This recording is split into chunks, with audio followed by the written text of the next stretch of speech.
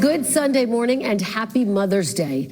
Today, the world's eyes are on Gaza as the Israeli military widens operations, including ordering more evacuations from parts of Rafah, a densely populated area in southern Gaza, despite President Biden's start warning that he'll withhold weapons if they launch a major operation. The UN says 300,000 people have fled Rafah over the last week.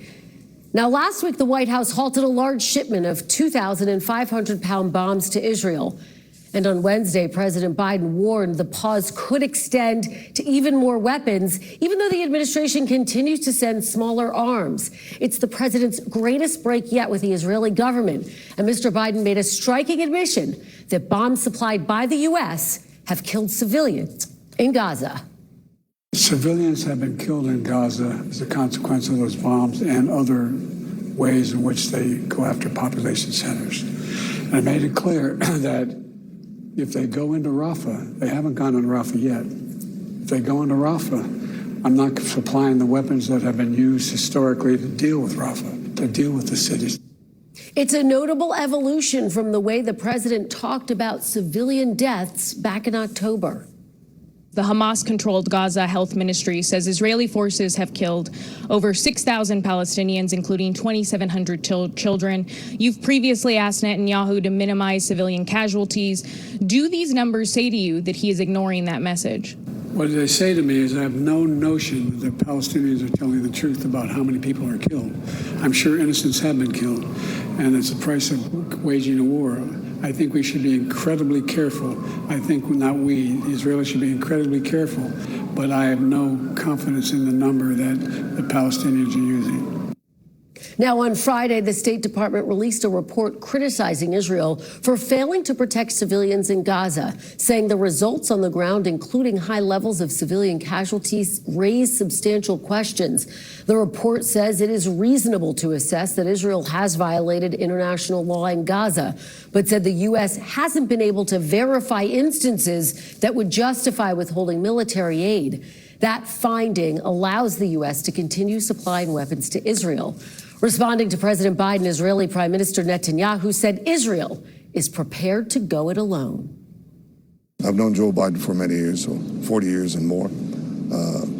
We often had our agreements, but we've had our disagreements. We've been able to overcome them. I hope we can overcome them now, but we will do what we have to do to protect our country, and that means protect our future. And that means we will defeat Hamas, including in Rafah. We have no other choice. And joining me now is Secretary of State Antony Blinken. Secretary Blinken, welcome back to Meet the Press. Morning, Kristen. Thank you so much for being here. I want to start with that State Department report that did not draw a definitive conclusion about Israel, whether it's violated international law. Amnesty International says of the report, this is the, quote, international version of sending thoughts and prayers. Democratic Senator Chris Van Hollen says it ducks the ultimate questions that the report was designed to determine. Mr. Secretary, is the U.S. trying to avoid holding Israel accountable for its actions? No. We don't have double standards. We treat Israel, one of our closest allies and partners, just as we would treat any other country, including in assessing something like international humanitarian law and its compliance with that law. I would invite people to read the report. They can see for themselves everything that we've laid out in the report. The report also makes clear that this is an incredibly complex military environment. You have an enemy that intentionally embeds itself with civilians, hiding under and within schools, mosques, apartment buildings, firing at the Israeli forces from those places. It's very, very difficult in the heat of war to make a definitive assessment about any individual incident. But what the report concludes is that based on the totality of the harm that's been done to children, to women, to men who are caught in this crossfire Hamas is making, it's reasonable to conclude that there are instances where Israel has acted in ways that are not consistent with international humanitarian law. At the same time, Kristen, we continue to look at, investigate each of these incidents, but critically, so does Israel. There are hundreds, as we understand it, of open inquiries into particular incidents that have taken place since October 7th. There are criminal investigations that are going forward. Israel, unlike many other countries, has both the means and the will to try to police itself.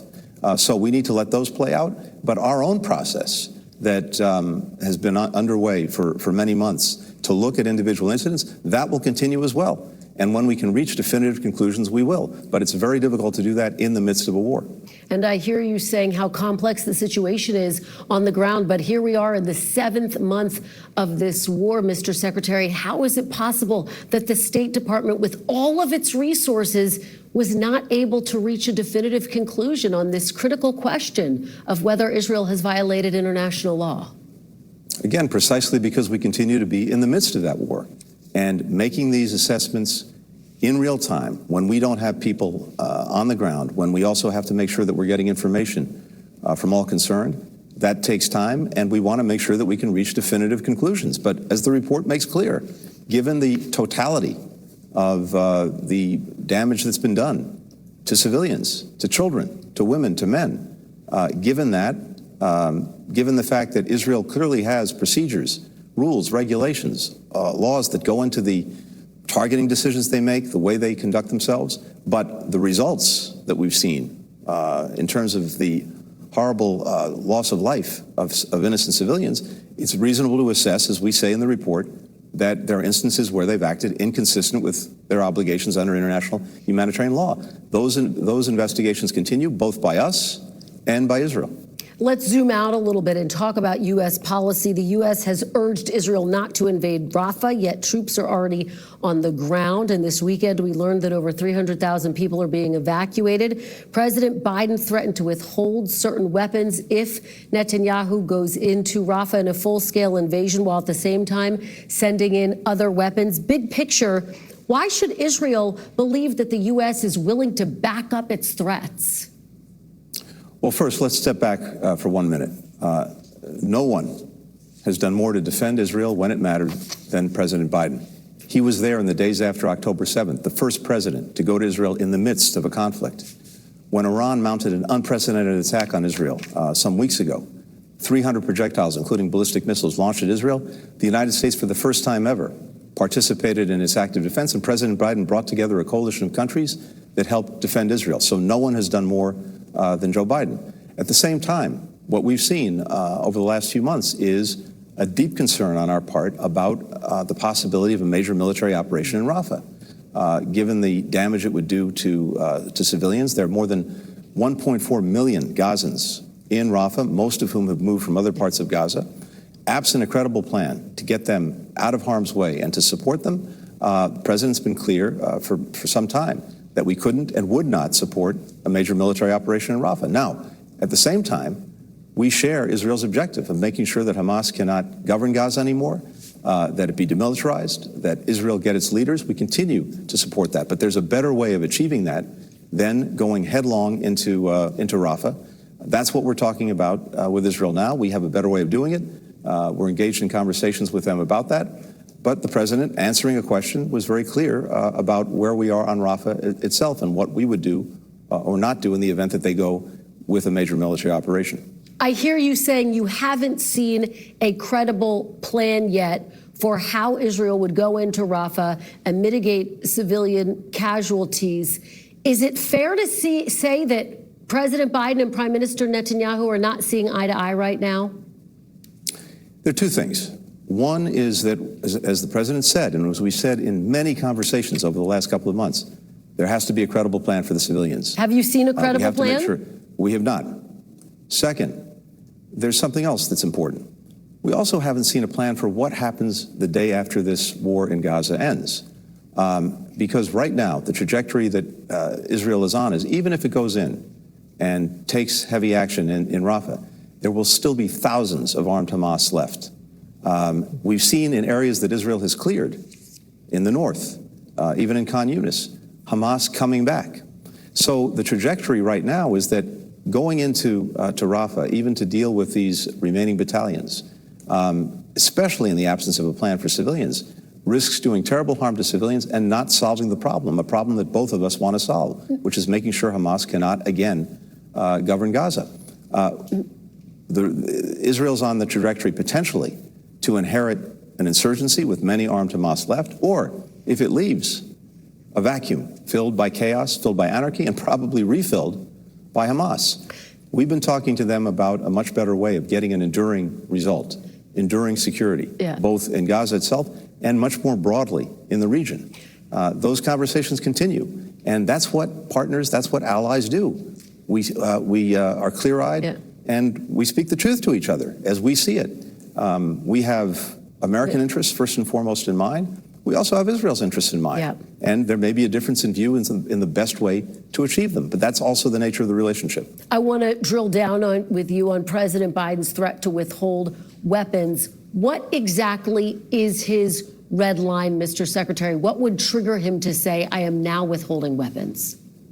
Look, we don't talk about red lines when it comes to Israel. We talk again. President Biden did talk about a red line, though, Mr. Secretary, respectfully. Let me be clear. What would trigger him to make that decision? Sure. So, first, we have been holding back, and we're in active conversations with Israel about the provision of heavy or high payload weapons, large bombs, because of the concern that we have about the effect these weapons can have when they're used in a dense urban environment, like Rafah. We're discussing that with Israel right now. Second, what the president said is that if Israel goes in with a major military operation in Rafah, in that case, there are certain systems that we will not provide to Israel that would aid that effort, because it's something that we do not want to be part of, given the damage that it would do to civilians. And again, not to achieve a durable, lasting, effective result for Israel and for its security. That's what the president said. We've said that in conversations with our Israeli partners. It's unfortunate that that leaked out, but the president responded forthrightly to a question when he was asked about it. Mr. Secretary, I want to ask you about the very latest on the deal to get the hostages released for a ceasefire. We know that the CIA director has since returned home. Did those talks fall apart because Prime Minister Netanyahu was threatening and is making moves to go into Rafah? Look, it's important, first of all, to remind ourselves that Hamas could have ended this on day one. Well, this never, of course, should have happened. There was actually a ceasefire before October 7th, on October 6th, that Hamas destroyed in the most barbaric way possible, humanly imaginable. But every day after that, Hamas could have decided to give up the hostages, stop hiding behind civilians, put down its weapons, and all of this would have been over. It still has that possibility. The quickest way for this to end is for Hamas to give up the hostages. We will get a ceasefire that we can build on and build to something more lasting and more durable. The different teams continue to talk. It remains our view that the fastest way to get to a ceasefire, the fastest way to get hostages home, is through an agreement, and we're determined every single day to pursue that and to try to get it to happen. I think you can question whether Hamas actually wants to get this. It would also be the best way to make sure that we can really surge humanitarian assistance and better protect civilians in Gaza. Hamas purports to be interested in that. Its actions certainly demonstrate the opposite. All right.